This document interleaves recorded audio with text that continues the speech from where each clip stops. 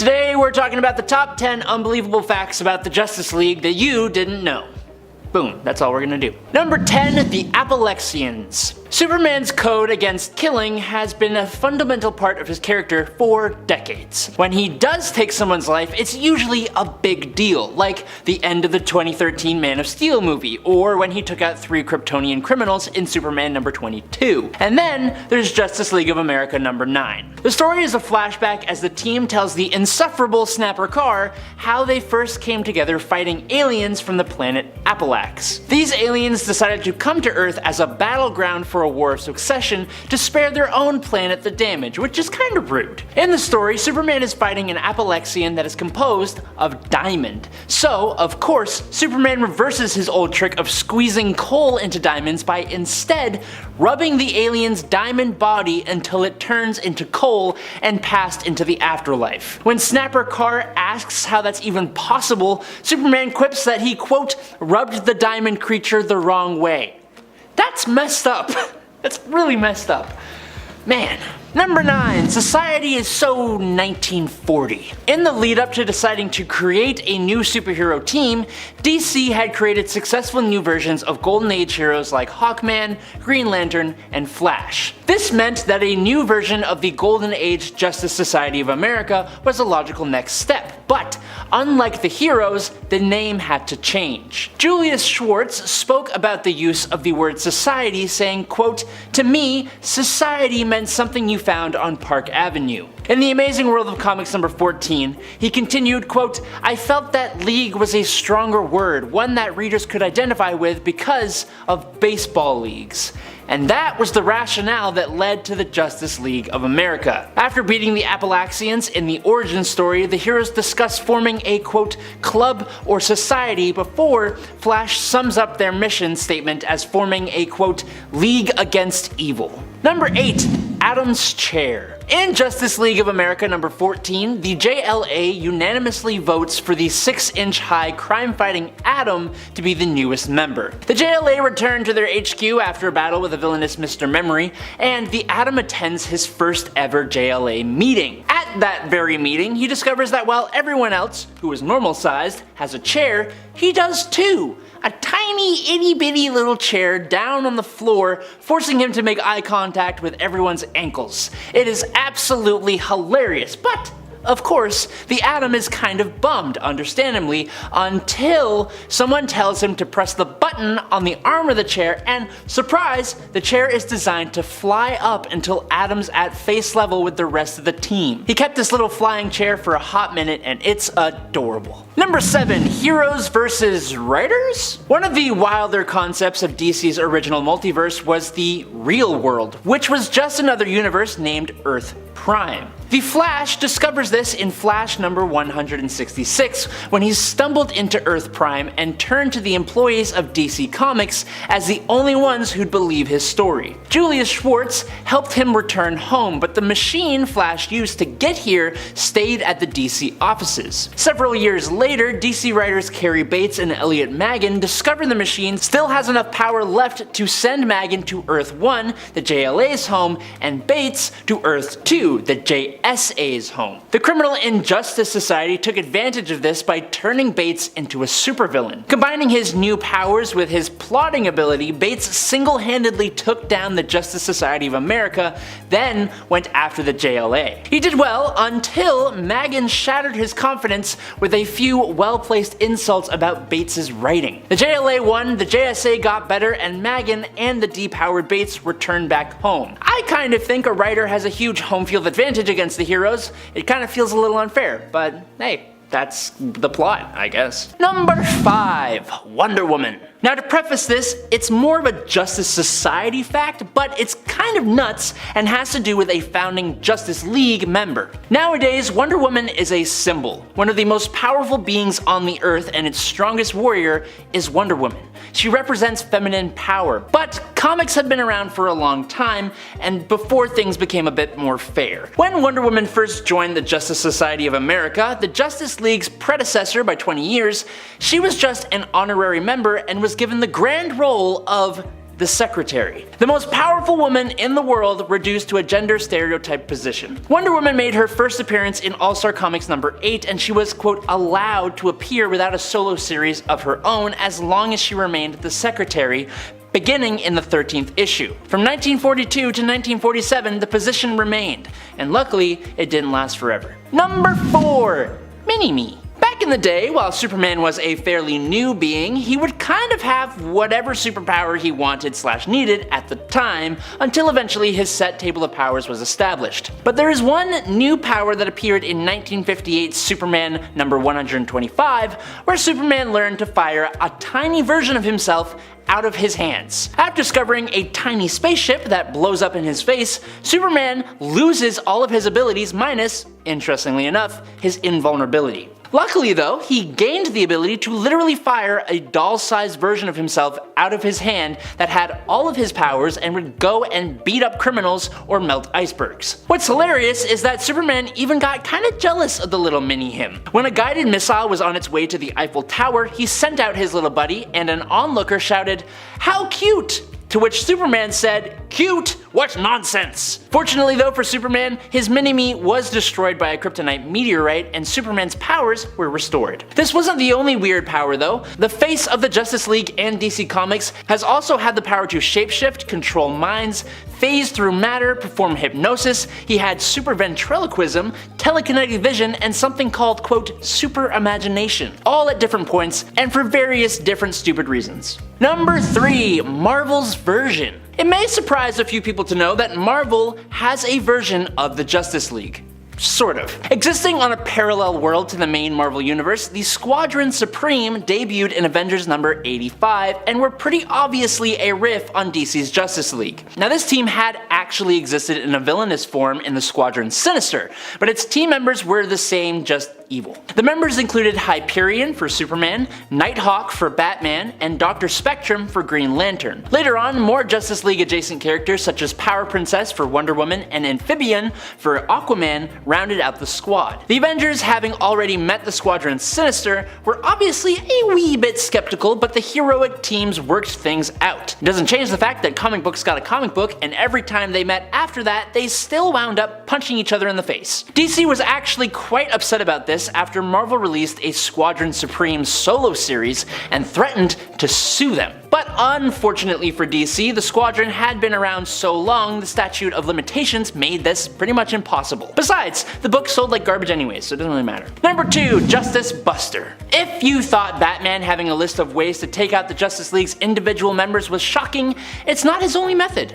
Enter the Justice Buster. In the Endgame story, the Joker has twisted the other members of the Justice League with his Joker toxin, meaning we get to see Batman take them all on using this incredibly advanced suit. A suit which Batman invested more money into than 60% of the world invests into their militaries. It has the processing speeds to mark super speedsters such as the Flash, allowing him to aim and trap them with frictionless technology, causing them to slip and lose control. It has a, quote, bind of veils, which basically plays mind games on the opponent to make them think they've won, which is what it did to Wonder Woman before Batman knocked her out cold. It fires a foam made up of magnesium carbonate at Aquaman that envelops him and drains him of the moisture in his body the more he struggles. It has a citrine neutralizer for use against Green Lanterns, but I think a lot of its systems go towards one hero specifically, Superman. It has force fields that deflect optic beams and thrusters and thermals to deter frost breath. But the coolest thing, the suit is also outfitted with, quote,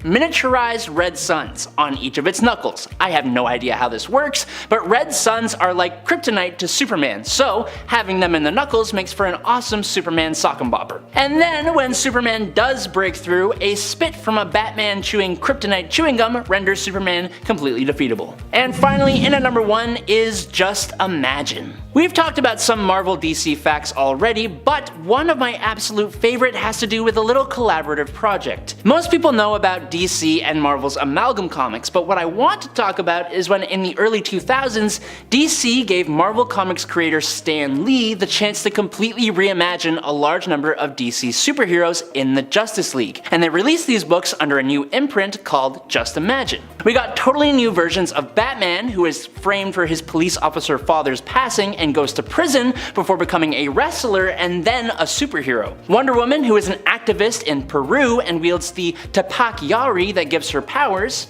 Superman, who was an alien lawman named Salden who followed his wife's killer back to Earth. Green Lantern, who was an elemental hero given powers by the Tree of Life Yggdrasil. The Flash, who was a woman named Mary Maxwell who was infused with hummingbird DNA, which I have no idea how that works. Shazam, who was a guy who could turn into a demon. And Aquaman, a marine biologist who was exposed to a strange glowing green substance and gained the ability to transform himself into living, quote, hard water. There were even more characters than that, but Stan wrote a JLA book that brought these characters together as a team, and it's all just super great. Number 10, Sailor Mars. Okay, so this is a little short moment, but it shows us a side to Bruce Wayne and Martian Manhunter that I didn't think any of us knew existed. In JLA issue number 27 in 1999, there is a single page. Bruce Wayne is meeting with Clark Kent and a mystery woman who Clark introduces as Hino Ray, and she greets Bruce. In the very next panel, we find out that this woman is actually John Jones, the Martian Manhunter in disguise.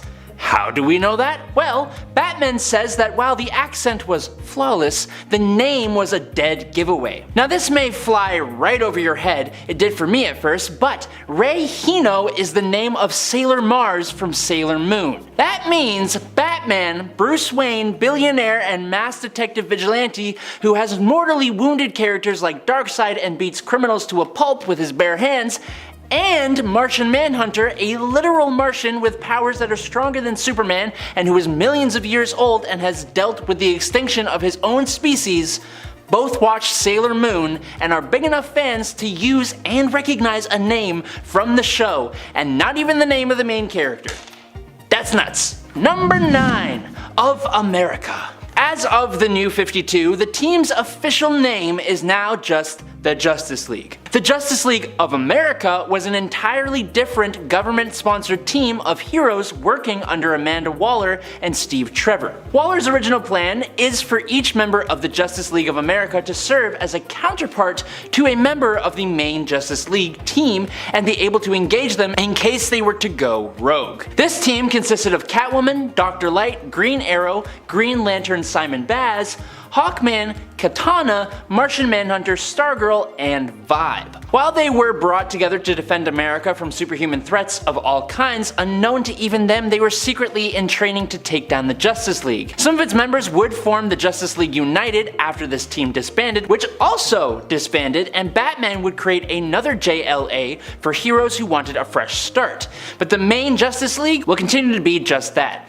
The Justice League. Number 8, Justice League International. So that's the Justice League of America, but there are a few other Justice League teams that I think are worth noting. The United Nations Head of Intelligence Andre Briggs launched a team called the Justice League International as a publicly sponsored superhero initiative. They were established specifically to protect the Earth and restore faith in its government, using the Hall of Justice as their headquarters. This team includes Booster Gold as their leader, with August, General and Iron, Fire, Godiva, Guy Gardner, Ice, Rocket Red, and Vixen. Their first mission was against the Signal Men, advanced robot scouts of an alien race that were buried for millennia before their activation. The Signal Men alert Paraxis, a fearsome galactic conqueror, to Earth's presence, and naturally, he captures the entire League and announces his plans to destroy Earth, then harvest its resources for scraps, like you do. By learning to work as a team though, the Justice League International are able to neutralize Paraxis and disable the Signal Men. Having completed their first mission successfully, Booster appeals to the UN and they are finally given public support. Yay! Number 7, Justice League Dark. While there are other teams we could talk about, I think the last Justice League inspired team I want to mention today is the Justice League Dark, possibly one of the coolest teams in my opinion. Justice League Dark is a branch of the Justice League dedicated to dealing with mainly mystical and supernatural threats. Its founding members include Deadman, John Constantine, Madame Xanadu, Shade, the Changing Man, and Zatanna. They were first brought together by Madame Xanadu when she foresaw a terrible future and to stop the Enchantress when she went on a rampage after being separated from her host, June Moon. Kinda similar to the first Suicide Squad movie, except not dumb. The whole team met for the first time in their final battle with Enchantress, which ended when Constantine bonded her to June Moon again, protecting hundreds of others. When Xanadu then tried to rally them as a team, they were pretty much all not about it. But eventually, because DC had to sell comics, Constantine, Deadman, Shade, and Zatanna begun having horrible nightmares and visited Xanadu again, who revealed that these were visions of what would come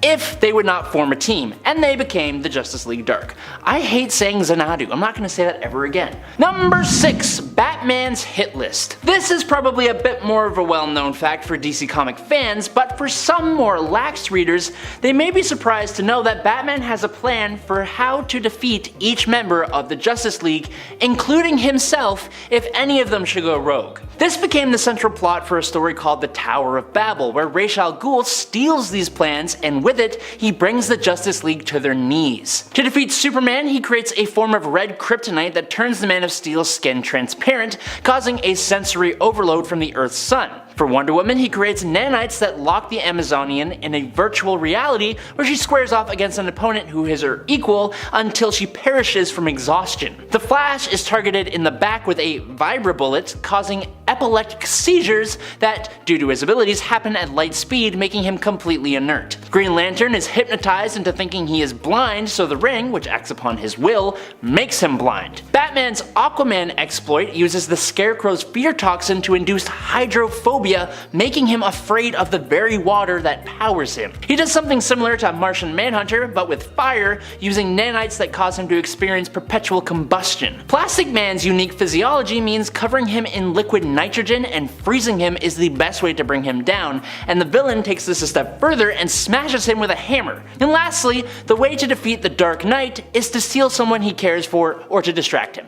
But in the animated version of this story, he actually says his contingency was the rest of the League, and Superman specifically, which I like way more. Now, I'm not actually too sure if you folks will or won't know Andrew Bennett, aka I, Vampire. I think more invested comic book readers likely do know this vampire, but maybe a casual reader or fan of DC might not. Look, as a big vampire fan, obviously this one was in the back of my mind today. Vampires are practically indestructible and can regenerate any damage done by consuming blood. They have superhuman strength, speed, reflexes, stamina, can transform into bats, wolves, rats, and mist, and have enhanced senses and a bit of psychokinesis. Despite that, they do have some major weaknesses that pretty much everybody's aware of, with the big one being the sun, unless they can find a way to temporarily make themselves immune. But for iVampire, he has a peculiar ability to eventually automatically revive himself even after he's killed, even if he becomes a pile of ashes from the sun. This guy survived to the end of the universe. This ability is a bit of a mystery even to Bennett himself. Like, when he survived to the end of the universe, it was at the will of the Presence, aka God, leading some to believe that this may be true in all cases, but it's not actually confirmed. In my opinion, he's pretty cool. I love a good vampire moment. Raymond Terrell was apparently born with a condition that didn't allow him any exposure to sunlight, or at least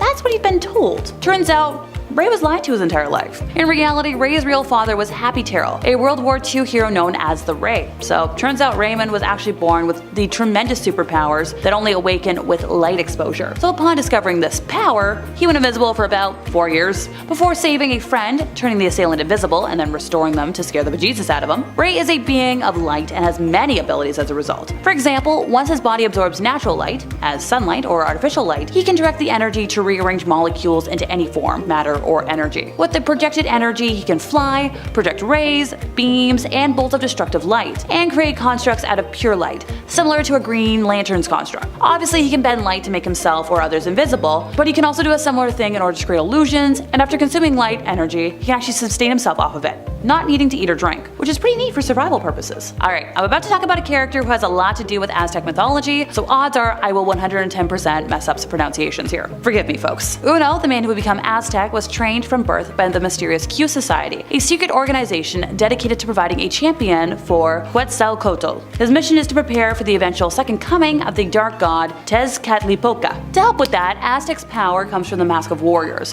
which has been handed down from warrior to warrior over the generations, with their consciousness becoming one with the mask, meaning Aztec can call upon the experience of his predecessors in any situation. Pretty neat. The helmet bestows its wearer with a variety of abilities, including enhanced audio and visual systems, like X-ray and infrared vision. It protects the wearer, increasing physical strength, and will even transfer full motor control over to the helmet if the wearer becomes unconscious. The armor can camouflage itself, turning it invisible or reducing the wearer's molecular density. The gauntlets contain energy blasters located in the palms, and launchers hidden in the wrists that can shoot wire nets. cables or mini rockets. Kinda like Iron Man, the armor's chest piece acts as a power battery for the suit, and also allows the venting of highly destructive energy that can destroy a city block. You know, just casually. The suit also allows him to fly and allows Aztec to travel through space. It also just looks super cool. When the original Justice League was teleported thousands of years into the past and a new league was formed, Faith was one of those premier members. Only she was more like the member. See, the problem with Faith was that she solved pretty much any problem. She would almost always show up with some new power that was exactly what the League needed at any time. When she was part of a Black Ops team before the Justice League, she was literally nicknamed the Fat Lady. No, she's not fat, like it's not because of her physique. It was a reference to the saying, "It ain't over till the fat lady sings." Because literally whenever she showed up, the fight was over. So then what was the point of having a team at all? Fans kind of found her boring, since she was basically just a plot device and a waste of a powerful character. Which, what a shame. Maxima.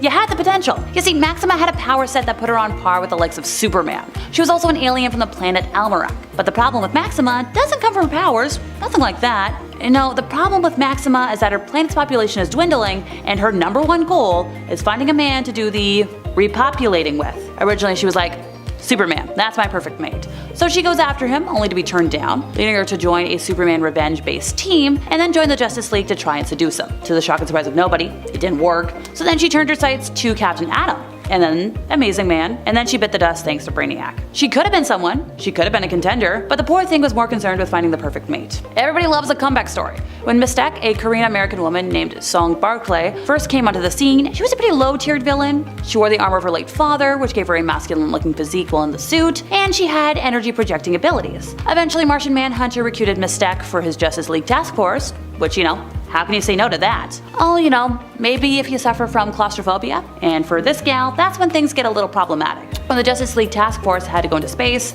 our gal panicked, kind of put a hole in the craft and got sucked out into space, ending her short-lived membership on the Justice League task force. Hank Haywood is a name passed down through several generations of heroes. The original Hank was crippled during World War II, and a scientist used cybernetic upgrades to make him extremely powerful. He took the name Commander Steel, originally just Steel, and became a member of the All-Star Squadron. His grandson, Hank Haywood III, also had to be rebuilt after an injury, and he became the second Steel working with Justice League Detroit. Now, you may know of another hero who uses Steel in his name, John Henry Irons, who just goes by Steel. He stepped up as a hero, taking on an advanced exoskeleton and wielding, among many other things, his kinetic hammer. And he did this following the death of Superman, emulating Superman's beliefs and becoming part of the Superman family. Essentially. Basically, I think because Steel was such a popular character and so damn iconic, Commander Steel just kinda fell off despite being part of the Justice League for many years. Kinda sad, but Steel is awesome, so you know, you win some, you lose. But then I remembered he got an absolutely amazing solo run. So even if he's not super popular, that did give him some recognition. But on the other hand, Marie McCobb, who is the superhero known as Vixen, hasn't really gotten her moment to truly shine yet. This fashion icon, talk show host, and animal activist is able to channel the powers of any animal that has walked or evolved on Earth, similar to Animal Man. But she does it through the mystical object given to her ancestor by the god Anansi called the Tantu Totem. Originally it was shown that the Tantu Totem gave her her abilities, but over time it has been changed so that the totem more just helps hone said abilities. Basically, Vixen has a strong connection to the Red, which is a magical thingy that connects all animal life in DC. Normally, she uses this power for flight and to enhance her speed, strength, senses, and healing abilities. She also sometimes uses the poisonous abilities of certain animals and has even been able to fully transform into animals. Vixen's ability is so incredibly vast that she can use the light of an anglerfish to create a powerful laser, the armor of armored beetles to withstand a punch from Superman, and she could even create a force field using just the energy from the Red itself. Absolutely impressive. One of the wilder concepts of DC's original multiverse was the real world, which was, or used to be just another universe, named Earth Prime. The Flash discovered this in Flash number 179. He stumbled onto Earth Prime and turned to the employees of DC as the only ones who'd believe his story. Julius Schwartz helped him return home, but the machine Flash used to get here stayed at the DC offices. Several years later, DC writers Carrie Bates and Elliot Magan discovered the machine still had enough power left to send Magan to Earth 1, the GLA world, and Bates to Earth 2, the JSA's home. The Criminal Injustice Society took advantage of this by turning Bates into a supervillain, and combining his new powers with his plotting ability, Bates single-handedly took down the Justice Society, then went after the JLA. He did well until Magan shattered his confidence with a few well-placed insults about Bates' writing. The JLA won, the JSA got better, and the duo, now depowered, returned home. I think a writer would have a huge home field advantage against the heroes, so that feels a little unfair, but hey, Hey, make of that what you will. Lucas Snapper Carr is quite possibly the most annoying team mascot I have ever seen. Appearing for the first time when the league faced off against Starro, Snapper Carr is characterized by what DC Comics thought would help their comics relate to the youth. Emphasis on thought here. He has a quote-unquote youthful exuberance, incessantly snapping his fingers at everything, and has a tendency to inject really grown-worthy humor into serious situations. Sure, his intentions are usually good-natured, but Snapper Carr has earned a reputation among fans as extremely annoying due to his penchant for making seemingly out-of-place jokes and remarks, even in moments of high tension. His incessant snapping and habit of addressing his peers with nicknames, and really out-of-touch ones like Daddy-O, can come across as overly casual or inappropriate, undermining the gravity of certain situations. His presence does provide moments of comedic relief, and he remains a distinctive figure in the DC universe, but only because we all roll our eyes when we see him. For better or for worse. Look pal, if somebody who uses words like cripes and euchred on a regular basis is calling you out of date, then you are. Number 6. First villain. Despite how ridiculous the idea of a massive starfish-looking alien that can control minds is,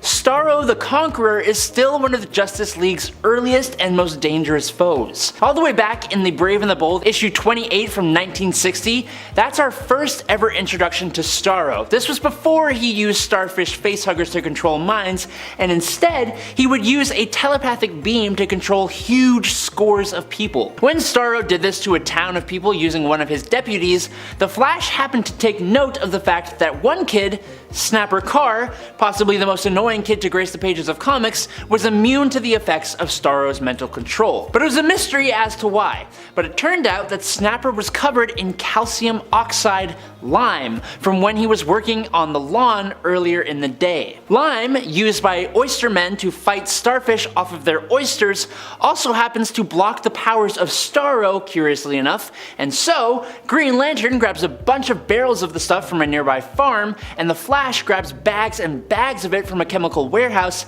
and the team proceed to absolutely cover Starro in the stuff, imprisoning the Conqueror in an unbreakable shell of lime. As it says in the comic, a living statue of lime. Damn. Starro would make several more appearances over the years, during which he would take over both New York and London, fight the Avengers, enslave galaxies, and in one alternate future, conquer the entire universe. And he's a starfish. It's weird. Number 5. Aquaman disbanded the team. In 1984, the JLA went through its biggest shift when Aquaman threw a hissy fit and kicked out all the coolest characters, probably because he was the least cool. After most of the original members failed to help fend off another alien invasion, Aquaman makes the call to dissolve the League and rewrite its charter. The new rules decreed that only heroes who could devote their full time to the JLA could be admitted as members. What was left was an entirely new and stupid Justice League consisting of Aquaman, Martian Manhunter, who is awesome, Zatanna, who is also awesome, Elongated Man, who is also awesome, and a crop of teenage heroes no one cared about named Vibe, Steel, not the Superman Steel, Vixen, and Gypsy. Those last two were the first non-white heroes to be on the team way past the time that Marvel did it. Aquaman then moved the team to Detroit. This was DC's effort to try and make its offerings seem more hip and contend with Marvel's youthful X-Men, so for some reason we got a lot of scenes involving breakdancing. But surprisingly, even with breakdancing, it was not a success. Boo. Number 4. Snapper. Lucas Snapper Carr is quite possibly the most annoying team mascot I have ever seen. Appearing for the first time when the League faced off against Starro, like we just talked about, Snapper Carr is characterized by what DC Comics thought would help their comics relate to the youth. He has a quote, youthful exuberance, incessantly snaps his fingers at literally everything, and has a tendency to inject really grown-worthy humor into serious situations. Sure, his intentions are usually good-natured, but Snapper Carr has earned a reputation among fans as extremely annoying, due to his penchant for making seemingly out-of-place jokes and remarks, even in moments of high tension. Kind of like watching a Marvel movie. His incessant snapping and habit of addressing his peers with nicknames and really out-of-touch ones like Daddy-O came across as overly casual or inappropriate, undermining the gravity of certain situations. His presence does sometimes provide moments of comedic relief, and he remains a distinctive figure in the DC universe, but like only because we all roll our eyes when we see him, for better or worse. Number 3, they created the Fantastic Four. Right from the start, the Justice League of America raked in the cash for DC Comics. All that money rolling in caught the eye of their competitors, and specifically publisher Martin Goodman and his Timely Comics, the predecessor to Marvel Comics. Goodman ordered his chief writer, a guy by the name of Stan Lee, I think, to follow their example and come up with their own superhero team. Lee teamed up with artist Jack Kirby, and together the two fused minds and pen to create Marvel's first family. Fantastic Four #1 was created, a moment that is considered the birth of modern Marvel Comics. The monumental success of that series led to the creation of a bunch of other heroes, including Iron Man, Thor, and the Incredible Hulk, which in turn, after a delay in the printing of Daredevil #1, Stan Lee doubled down on the Justice League's winning formula and put those characters together to create the Avengers. Number 2, Black Canary. Black Canary has a very weird time in DC Comics and in the Justice League specifically. For starters, the character was created in 1947, so by 1983,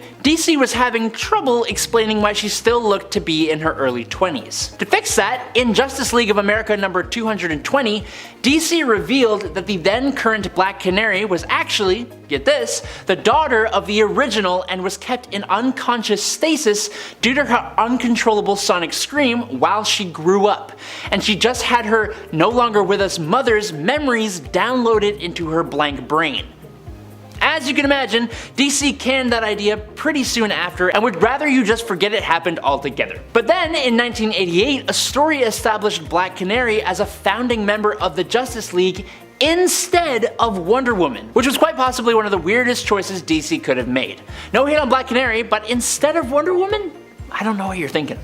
I don't know. And finally, in at number 1, it's an Oreo addiction. Martian Manhunter is actually addicted to a brand of cookies in the DC universe called Chocos, which are similar to Oreos, and honestly, yeah, I totally understand this. He first acquires a taste for the delectable cookie when he isn't working on monitor duty. Basically, anytime he isn't working, he's eating from a bag of Chocos, and becomes something of a joke to his fellow Justice League members. Booster Gold and Blue Beetle specifically decide to play a joke on the Martian, so they take his remaining supply of Chocos and purchase the entire stock of Chocos from every retailer in the city, which is nuts. When John discovers his Chocos are missing, he freaks the heck out and has a massive super tantrum.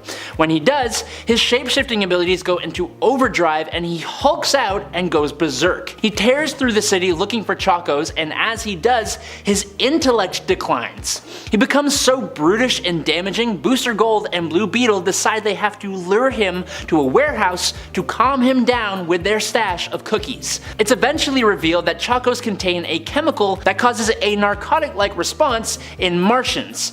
Eventually, however, Martian Manhunter figures out a way to exorcise the dependency from Chocos.